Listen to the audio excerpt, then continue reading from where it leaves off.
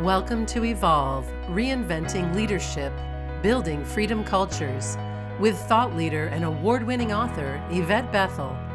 This podcast provides you with insights and ideas you can use to reinvent your culture through trust and the principles of interconnectivity, flow, and balance. At a time when the world is rewriting the rules of work, traditional leadership practices are not enough. It's time to perceive persistent challenges through a new lens. It's time to evolve. Well, hello everyone, and welcome once again. This is your host, Yvette Bethel, and the topic for this episode of Evolve is innovative leadership. And we have with us business owner and innovator, Nick Sherrard. Did I pronounce your name correctly, Nick? Yeah, that's great. Sherrard? That's good. Yeah, Okay. absolutely. Nick is the managing director at Label Sessions, the world's leading innovation expert network.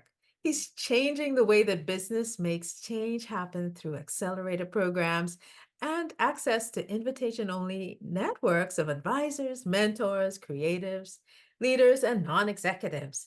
Before all of this, Nick was a director at a Big Four consultancy, managing director of a fast-growing agency, and built brands and products from the inside out. Now, Nick is sometimes said to be the only person to have run a lab inside a media company, a circus, a government department, and a bank. But I also learned that Nick describes himself as a chicken herder. So, hello, Nick, and welcome to Evolve. Hello, great to be on. I'm so curious about the chicken herder. Could you say a bit more about that? Well, I just like it because essentially I think, especially because if you're someone like me who does the innovation thing, so everyone wants to talk to you about product development processes and all these kind of very abstract ideas. I think it's just good to remind people that a lot of it is organizing people, which can feel much more like chicken herding sometimes. And I think especially because, yeah, exactly. That's the whole thing. So I feel like it's good. I've started using that in my profile on social media so that people kind of get a feel for what I'm about more than all of the classic business terms. That's my key skill, I think, chicken herding. Okay, so I'm also curious about your path to innovation and how you got started here. Why'd you do it? Yeah, but my path is really unusual, although it makes lots of sense when you talk about it overall. Because essentially, I was someone. I've always been someone who dislikes making things, and so whilst I was at university, I set up a theatre company and started doing things in the arts. And I spent probably the first 10 years of my working life being a producer in the arts world. So sometimes in the circus, as you mentioned in my build-up in a circus school in London, sometimes in heritage and museums, but all the way through that. And then I should say also a lot around experimental music is where things kind of went more forward. And through that whole period, I was just really enthusiastic about the act of making things and really passionate also around the role of culture and creativity. But through that process, I started to pick up the skills that would allow me to build all kinds of different things in different ways. And through a sort of peculiar series of events, transferred over from the arts world into the tech world and the kind of classic world that uses the word innovation. So therefore was developing products in things like banks, where we ran a lab that was building new smartphone apps, and in other industries like utilities, doing similar things to that, and kind of building out new propositions across all these different sectors and areas. And that led into me running a consultancy called Market Gravity, which did innovation globally. And then that was then acquired by Deloitte. So therefore joined the Big Four consulting firm for a while. So in terms of, I used to sometimes say I was the only person in the world who ran away from the circus to join Deloitte, but entirely by accident, because of the way things work through. But, so in terms of working in the circus, working in Deloitte, working in a bank, working in a government department, all sound very different. The core thing I was always doing was making the new thing and trying to gather a team and run a team such that we could make a really good new thing, whether that new thing be a brand or a product, or whether it be a production or a tour in the arts world. It's a very similar process, it seems to me. And then when we set up label sessions more recently, we always had this kind of vision that we were doing a business thing. So we're gathering people together to build new brands and new products or to change the way they do innovation. But we're doing it in a way that's quite heavily influenced by the art world, which is why we use the term label. So we're like a music label, but for leaders who can come into businesses and make things happen. But yeah, so we've always been very focused on achieving a business objective, but doing it in a way that looks and feels more like a music label or an arts organization. And I would say the key thing that drives a difference in that is that what I think the business world is really bad at in general is understanding that if you want a person to do a thing, try and treat them like a person and try and get the best of them as I a human, agree. as a Yeah. person, for what only Human. they can Yeah. bring. Whereas if you don't really want a person to do it, then just automate it.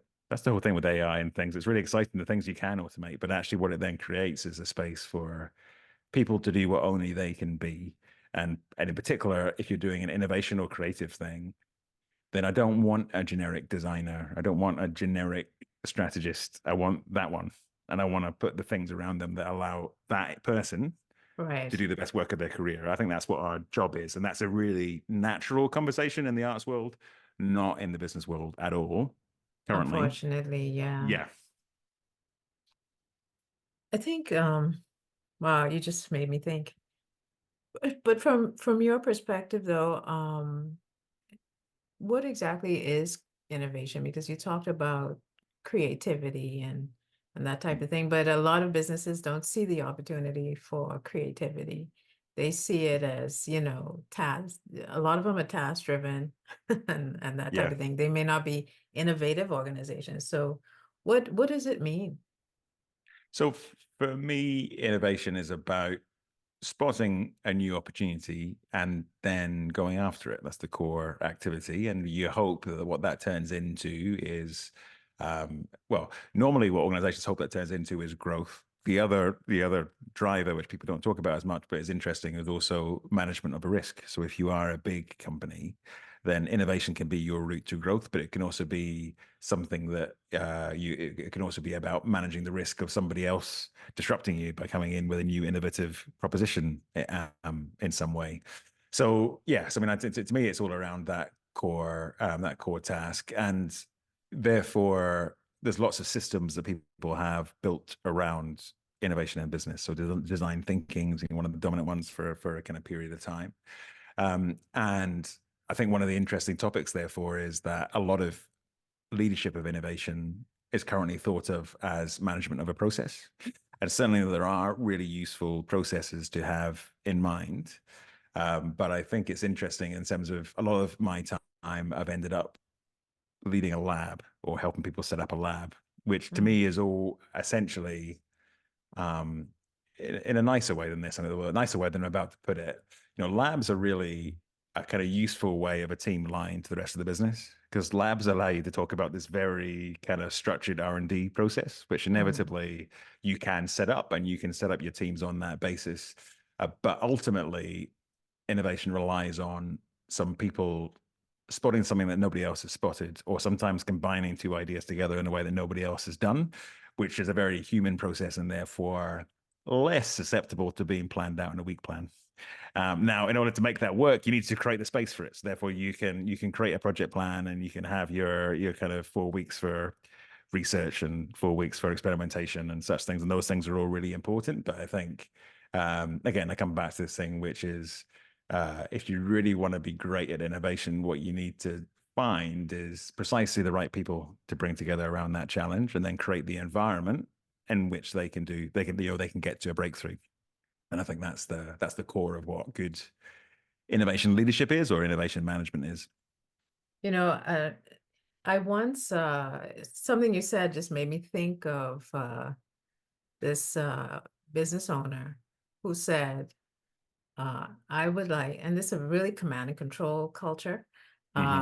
Everything was by the book and that type of thing. So there really wasn't much innovation happening. So he was like, I need my people to be more innovative. I need them to come up with ideas. I need them to problem solve. And you said something very interesting. You need to bring the right people. Hmm. You can't expect a culture that's based on control to actually run like a culture based on Yeah, creativity. and I think also innovations are an area as well where a lot of executives have a very fixed idea of what an innovative person is, which I think is quite dangerous. So the most executives, and I Ah, wonder whether it was that person, what the person that was in that person's mind, whoever it was that said that to you, their idea of an innovative person is someone who's very extroverted, who therefore walks into the office and it will throw lots of opinions around, and will often be very much a generalist, which is a fine thing to be. But it's kind of the sort of people who historically have been really strong in advertising agencies or in design agencies, and have quite often risen to the fore in design teams. Now that's a great personality type, but one of the things again that um, everyone in the art world knows, but a lot of people in the business world seem not to know, is that actually there's a lot of there's a lot of people who are very good at innovation who are not very extrovert. They're quite often quite obsessive. They're quite often quite awkward. They're quite often filled with self-doubt because actually a lot of the behaviors that make you really good at innovation are the sorts of things that lead you not to be happy with the result that everyone else is happy with. So whereas the person that is the typical innovation personality will go, well, I've got 80% of the way there in understanding this challenge. So I can go into the boardroom and I can give a really good pitch for half an hour on this. And they do quite well in those kind of cultures. And that's a good skill set to have.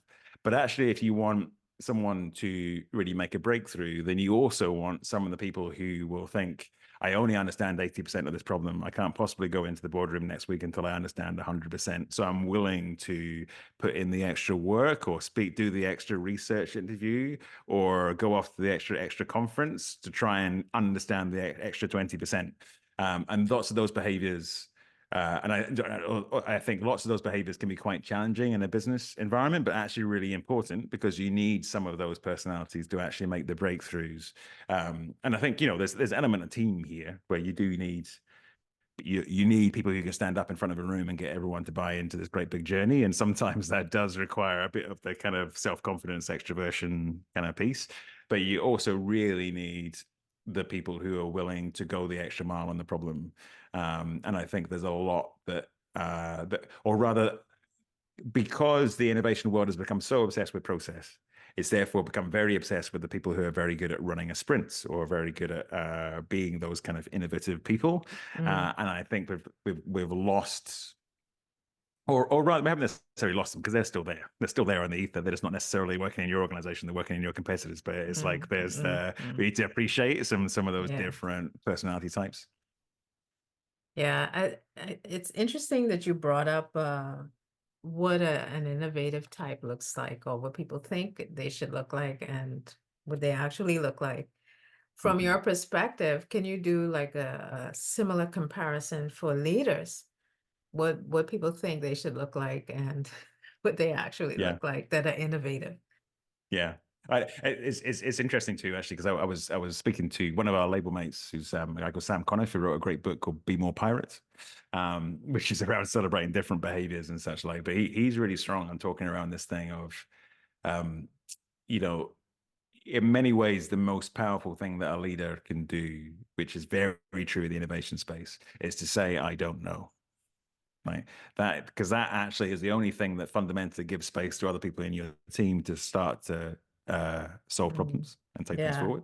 But the flip side of it is it's very hard to rally a group around an I don't know message. So his formulation is around this idea of really the key formulation to have in mind as a leader is I don't know, but I know that we Wow. can solve this problem together. Yes. And I think there's something there in terms of the the real tension point that we're at just now in terms of the way that business thinks about innovation is that we have these heroes, these gurus in mind, and people want to try and pretend to be them. So, and it's slightly different in different parts of the world, but I would say in America, lots of chief executives are looking for a Steve Jobs somewhere in the organization. He's going to come and do what they think Steve Jobs is, which is come into their boardroom and give them this kind of really singular version of the future out of which everything else flows. And they can kind of give this plan in this kind of very rational way. And that like absolutely is great if you can find a Steve Jobs in your organization. But a lot of these leaders who are great at innovation, when you scratch the surface of the story that's in public, there turns out to be some different behaviors underneath it that you might find more difficult to manage. So you should get your head around that. And secondly, there's a lot of different types of personality. It can be really strong in this space. I quite often talk as a kind of, it's not, there's a danger sometimes in all these models. But for me, innovation is a mixture of three things. So imagination is one. Invention, in the sense of technical invention, being able to make a thing happen, is the second. And then ingenuity is the third. And ingenuity is about making things work with the resources that you have available to you at that one particular time, or finding a way to get something live when there's various different barriers. And I think there are some people who kind of switch modes between all three, and in which case they're the kind of leaders that should be absolutely you're absolutely key if you find one of those. Or it can be that you need to construct a team that has all three in different people. But those are the things you're looking for in a great innovation team. Interesting. How many innovation teams have you built? I haven't even So many. counted numbers. It's kind of numbers, and it's interesting because now one of the great things at Label Sessions is we put together teams for every individual challenge. So the way that essentially sort of works, we have a roster of leaders around the world of very different types and very different disciplines that will then bring in on sometimes an individual challenge, or sometimes to work over a period of time with an organization. So we're always putting teams together like that, which in some ways is, like all business ideas, it's a useful thing. It was born from frustration in the past because it used to be very much the old model. So I came from agencies and consultancies, I was saying before.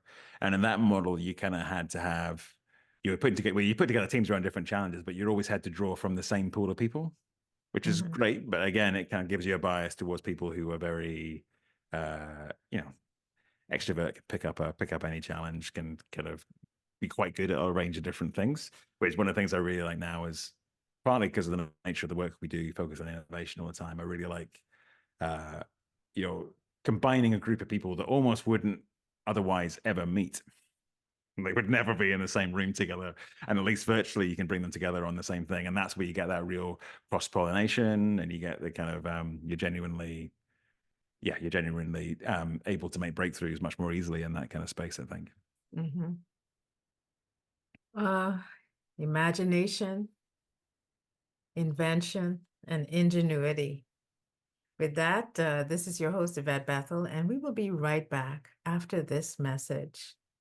Organizational Soul is a mission-driven organization and network where we specialize in trust in academia, families, and organizations. We are building a community of leaders who are interested in trust and culture. If you are interested in our updates, you can sign up for our newsletter at orgsoul.com. As a thank you for joining our community, you can access our free resources that are designed to help you build your brand as a trusted leader as you contribute to safe space. Sign up now at orgsoul.com. Welcome back to Evolve. Our guest is innovator and managing director at Label Sessions, Nick Sherrard. Welcome back, Nick. Great to be here back. Yeah, good.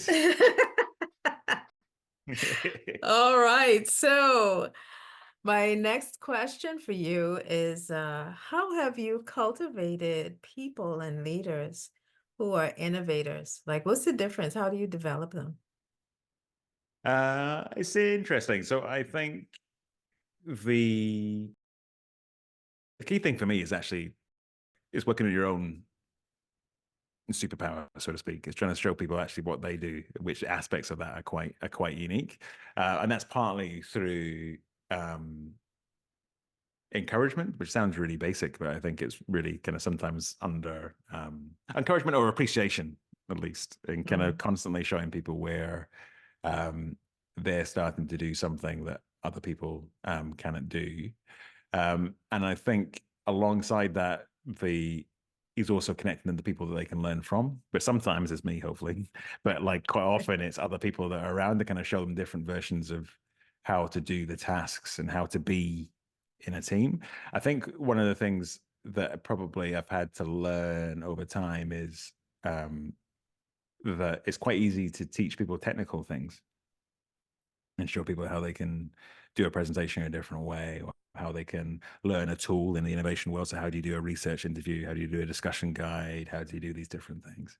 The thing that is harder in many ways is to help people see the impact they have as a leader, or even just the impact they have in a team. And so one of the things I've kind of learned to do is to almost over communicate my personal interest in feedback, because I am interested in those things, but also because I think that's probably the most powerful thing you can do to learn how to be a better leader, is to take a lot of feedback, not necessarily because it's always right. I think that's a really interesting thing. A lot of people, when they come in, and especially when they join one of my teams, there's loads of feedback happening all the time. And it's like, well, is this person going to tell me how to be better all the time? I don't agree with that thing, but it's like, you know, of course it's not always right, but you hear how you came across to that person that time, or how they Right. took that thing you Right. were doing. And quite often the Right. nature of it is you think, well, I didn't mean that at all. That person thinks I was being really dominant, but actually I was just trying to make this thing happen because we had a deadline within an hour's time. Or, you know, there's all these different sort of, you start to realize how you, how you operate in practice, and what the impact of the way you're operating is on other people, which I think is even more extreme now that most of us are remote or hybrid most of the time. Because the hidden truth is most of us are not as self-aware as we think we are, and that actually, Yeah. you know, there's a lot of low-level feedback I don't think people get anymore, that you have to get much more directly.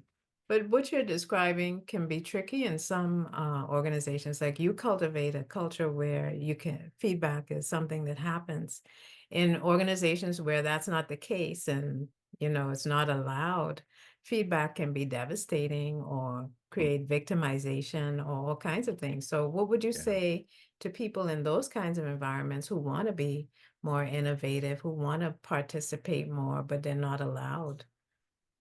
That's interesting. Yeah. So I think um, the reason I'm pausing there is I do think that there's always value in hearing how things come across and how you interact, and also how you can learn from the people around you on the basis of, I find it really interesting in terms of, um, you know, especially I'm based out of the UK, although I work with people everywhere. People in the UK really don't like language like energy, who brings good energy, or who brings good energy in a team. But everyone experiences it on the basis that there are certain people that That's join a true. call or join a project, and everyone Yeah, goes, I don't really know why, but everyone seems to sort of have a better it time on that feels project, good. and people like turning up to the call.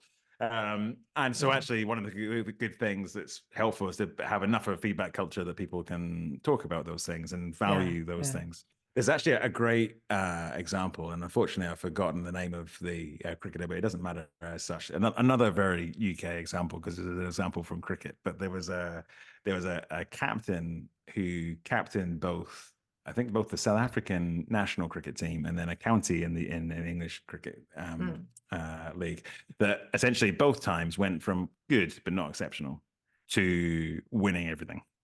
And when they asked him how he'd gone through that process of turning this kind of good team into a great team, his thing was to recalculate the way that the team thought about impact. Because in cricket, kind of like baseball and lots of Ah, sort of bat sports, everyone obsesses over your batting average or your bowling average. So in terms of that individual, how many points do they score? How many wickets do they take when they step up to the crease? The way he recalculated it was that it would only count in the stats overall if it was a game where the team won, and you made a personal contribution.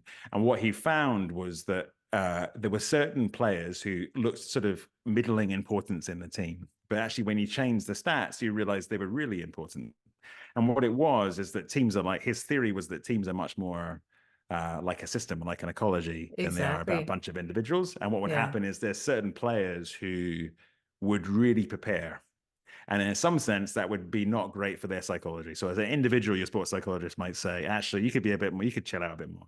But actually, because they were in the dressing room, the other players who are more naturally lazy or gregarious would kind of norm to their behavior. So kind of if they were there, then everyone would prepare a little bit more, which would mean the team would do really well. And when you took that individual out of the team, the other players would play less well. And I think there's something like that in business teams of all kinds as well, where you can start to spot that actually lots of things we call soft behaviors are actually really important. It's like when I've been training people in how to do great workshops, which is an important thing again in the innovation world. One of the things that people keep saying to me that nobody else has ever told them is I always say, like, turn up 10 minutes early, because when you're greeting people into a room, if you've already set up and everything's up on the wall, then as soon as someone comes into the room, you can give them a big welcome, you can find out a bit about them and really feel like they're in the right shape, so that by the time you then do the workshop kickoff and you do your icebreaker exercise or whatever else, everyone already feels quite good to be there and feel like quite recognized, and they feel quite safe and all that kind of stuff. Whereas if you turn up just on time, no matter how good and kind of warm your first exercise is, everyone's already feeling a little bit edge, and there's two people that don't quite get on, and you haven't realized yet it's the facilitator, and all those things haven't happened. So it's like lots of small things that start to build up into quite a different project and quite a different experience of you as a leader that are quite important. And that all comes from being open to feedback as you go through. But I hear your comment absolutely, which is there's some, especially corporate environments, where feedback can be dangerous or a thing you have to manage. So I guess it's trying to find some ways to be open to it informally, and to kind of maybe work with the kind of circle of people that you trust more to kind of have some of those conversations. You said something important, or this is what I gleaned from what you said.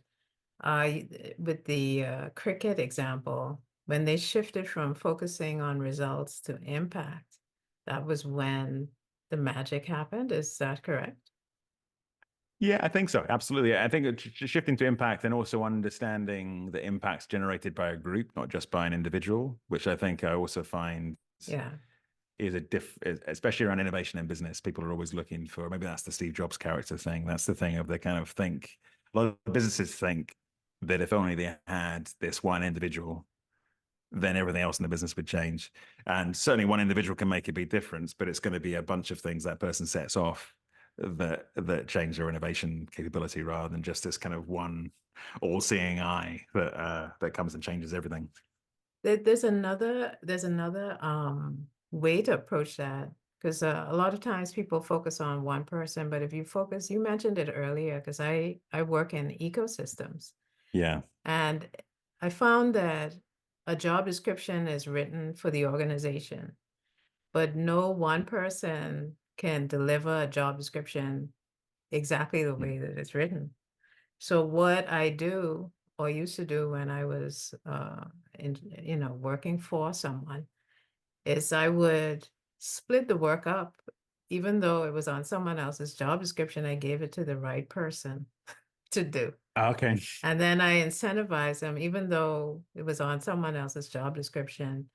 And we worked it out together, so that we weren't following the job descriptions exactly, but certainly I treated it as an ecosystem. So they got rewarded appropriately, individually, but it took the team, because I did this, it took the team from what you described, from being results oriented, to we just created impact. And a team that was made up of, several people about to retire, and, one person from college, we ended up being very high performing. We got awards.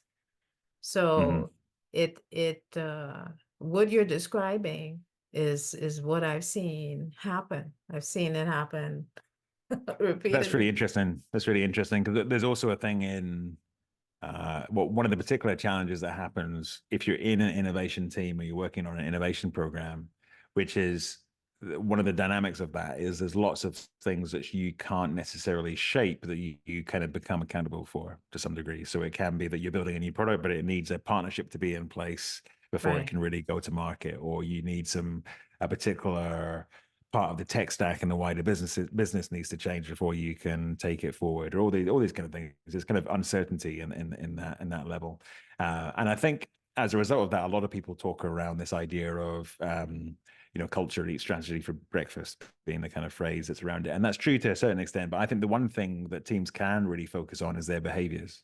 And actually, Yes. if all your behaviors are right, then the results will follow. That's the one thing, but you can really focus down on, which to your point, those behaviors are really kind of like maybe just a different language. We're talking about an ecosystem essentially, because actually, if you as Yes. a group Yes. are very good at the collaborative behaviors, if you're very good at focusing on making a thing rather than just talking about it, if you're very good at kind of finding ways to bring all the different disciplines together day to day and week to week, if you get that stuff right, then all the objectives will start to fall out. On the flip side, when you have teams, and you see this quite often in innovation, where everyone get completely obsesses over the output, then actually they quite often have issues hitting that. It's a Mm. weird kind of flip in the way you have to think about it. If all you care about is a lot of innovation teams are measured by one market launch a year, two prototypes through into proof of concept, all this kind of stuff, which I can see why people need to do in the budgeting process.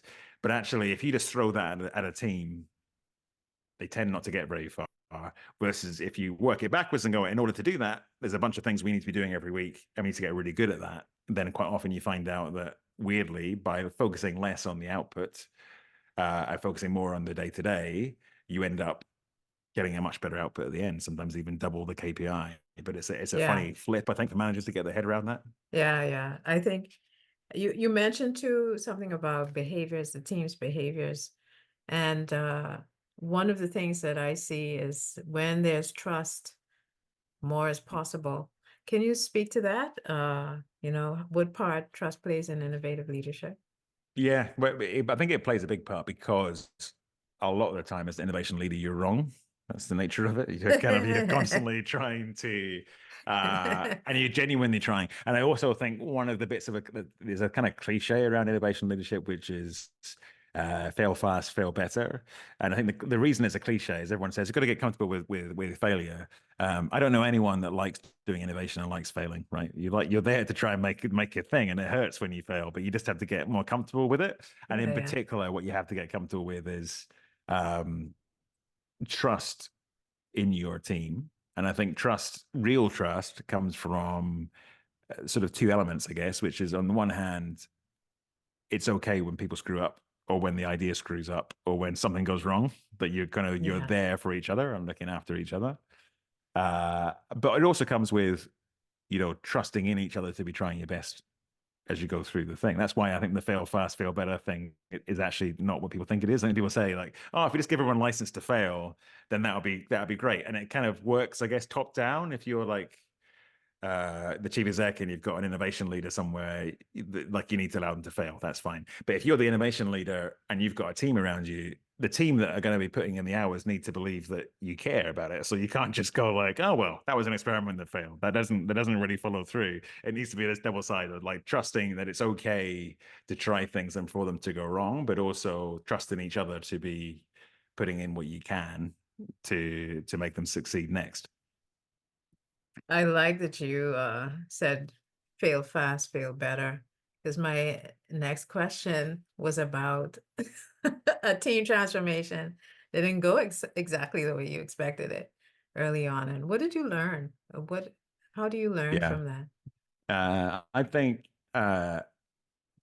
it's certainly true that lots of the things that we've built over time that people see as a big success at the end, if you look back, they're almost like a succession of failures that turn into success. That's the nature of it. It's like deadlines that weren't hit, or things that went wrong, or Yeah, like yeah, assumptions we had that were wrong. So I think I guess the thing I've learned through that time is learning that how to build trust on a human level between people, which I think is that kind of thing partly of trusting that it's going to be okay if something goes wonky, but also that you're going to put the effort in. And it's interesting. So in terms of I find in terms of my background, because I had this kind of the period of being in the arts world and the period of being in business, I always had to be a little bit careful about how you tell the two together, because essentially what I find is the business world is very happy to hear my stories of like time promoting music and things, because I think they see that as much more directly. The scary one is talking about working in circus and performing arts. But actually, there's a really interesting thing that actually, and I think it's still the case, that UBS, of all places, put all of their graduates through a circus training course in London. I think they still Really? do this. And it's partly because of the understanding that circus training has of trust building in teams. And it's really relevant in circus because people are doing, in certain parts of that domain anyway, doing very dangerous things that are Yeah, only not yeah. dangerous if the rest of your team really know what's going on. You're kind of flinging yourself across things at height, and somewhere you're going to trust that someone's there to catch you. And I think one of the things that's really interesting was one of the first times I saw the UBS team, so a kind of team of financial services graduates who were all really hyper career focused, if you like. That's why they're in that role, kind of gone through the traditional educational route through university, being very high performing and things. And I think what you could really see when they went through a circus training course, I mean, it was only for a few weeks, but what they really saw was that actually you don't trust that the person's going to be there because they're big enough, or because they're an important person, or because of their kind of educational background. You trust them because of what you've learned about them over the last 2-3 weeks in this course. And you trust them because they've been turning up pretty much, and they've been trying through all the different sessions, and you trust them because you can see that they're preparing to catch you when you're preparing to throw yourself off the thing. So it's like, I think that very much speaks to that thing of Mm-hmm. trusting trusting in someone, and that requires that the other person is asking something of themselves to be trustworthy as well. But that's I think the thing that's really core to that type of leadership and being in a successful innovation team. You mentioned, I'm going to jump to communication. And earlier we talked about feedback and how important it is to you. But could you give our audience an idea of the systemic way that you generate feedback and information, and make sure that it gets to where it needs to go, so that people are not sitting and saying, well, they didn't tell me, I don't know anything about it. Yeah, absolutely. So, I mean, part of it is, I guess, the system I built is constantly asking for it myself, which therefore means that it's easier for other people to start to ask it from me as well. So, I mean, I try to send messages to some people every week, asking, just literally to send a message just like it's the end of this project, like any thoughts you've got or feedback for me. That'd be really, really positive. I would say one thing I've learned as well, because for me, feedback's a big part of the way I operate, and I think the teams that I'm in start to pick that up.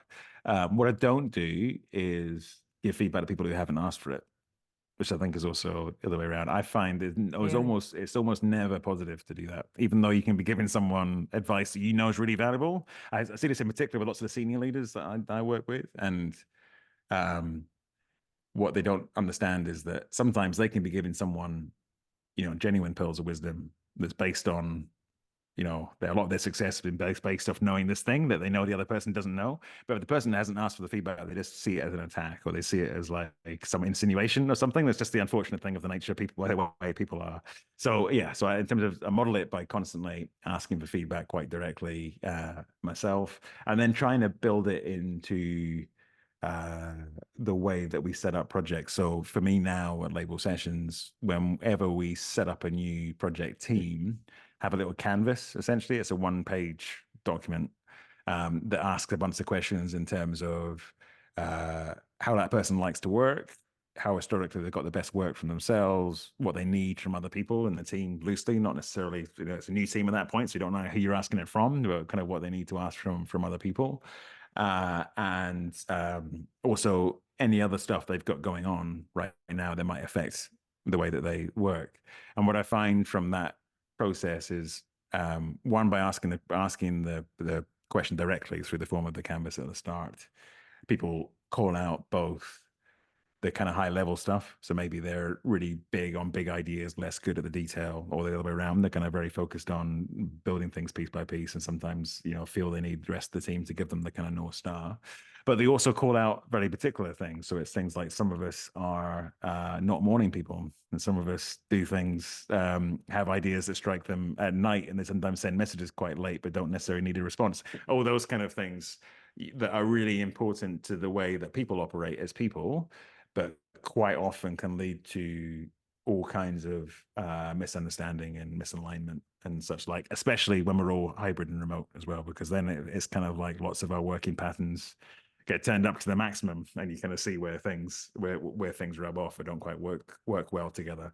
Yeah. So when I think overall, I guess my kind of key things for me are you're constantly asking for feedback as a way of modeling it and kind of creating the invitation for people to ask for it themselves. And then very much at the start of any new project, using a canvas, but using anything you could use in terms of as a way of just asking those questions openly, which, by the way, I do on programs that I do together with my co-founder I've been working with for over 7 years, but we'll still do that process of every now and then when we start a new project going through, okay, so like what do we need from each other or from the business over the next few weeks to do our bit really well. I'm curious about something. You said you have a canvas that you use with the staff to get their feedback. And you also ask for feedback. But what if there's some persistent gaps in performance or knowledge or skills that they actually need feedback for? Are you saying that you use another strategy like appreciative inquiry or something else to kind of address the gap without their amygdala being hijacked and them feeling attacked? Okay, that's interesting. I think probably also what I'm kind of assuming here is the kind of more formal reviews at different points around people's plans for the year and that kind of stuff. So, which to me is almost like different modes of the same thing, I guess. So in terms of there's the everyday feedback on how people are operating, and then there's the kind of development of skills and capability which comes through that process. And it's interesting because I actually asked the question that way. One of the things that's different about Label Sessions to other companies that I've been involved in is that Label Sessions is very much, our roster don't work here full time. Our roster of leaders are doing other things the rest of the time, and they come together on these projects. So I guess we probably are much more focused on the kind of task of how we come together really well for a short period to make a thing happen. Whereas one of the things that is very different in when I've been running a more traditional consultancy is that everyone's got this kind of fixed idea in their head of how they want to go through the next 2 years, where they want to be in the future, more on us kind of skills and responsibility level. So I guess it's different settings bring out the different things. Although one of the benefits, I guess, of being in the Label Sessions thing just now is I think a lot of the time people are very focused on feedback as a set of stage gates through the year and through their career development, rather than actually the more explorative kind of nature of working out what your impact is in a team and how you can manage it. Yeah, you're making me think because I have an ecosystem of people that they don't work for me, but we all work on projects together. And similarly, they're not being managed or measured for performance because they're all everybody in the ecosystem is a leader. So what you're describing sounds like when in that kind of circumstance. Which is quite different. Do you find it quite different running that kind of it's quite different dynamic because they're motivated differently. Yeah That's an interesting thing as well, what people actually are motivated by. I find that really interesting, actually, even in the case of Label Sessions, because we have people who have come from or are still in, and lots of the clients are still in more corporate environments where, in a really positive way, but people are very motivated typically, I find, in that environment around the idea of advancement. So how do I do this thing and then become a bigger version of this next?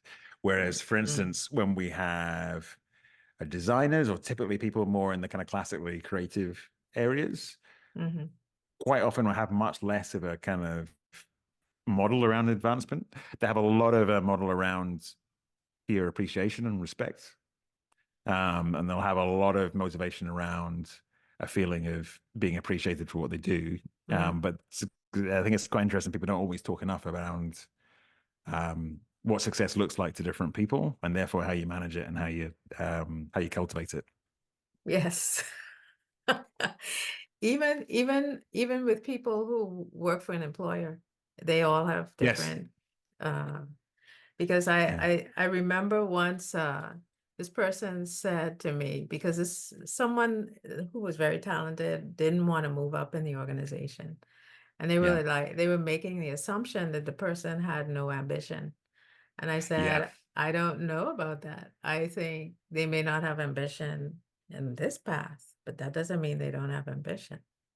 And also, it's really interesting that because also my experience of the consulting world was that those systems, very mature, if you like, HR systems, people management systems, but they could not cope with people who didn't want to get promoted. It was like they had no idea how to do that. We talked about people approaching retirement and quite happy. It was like, had no idea. It was like you'd like hacked the system, just like.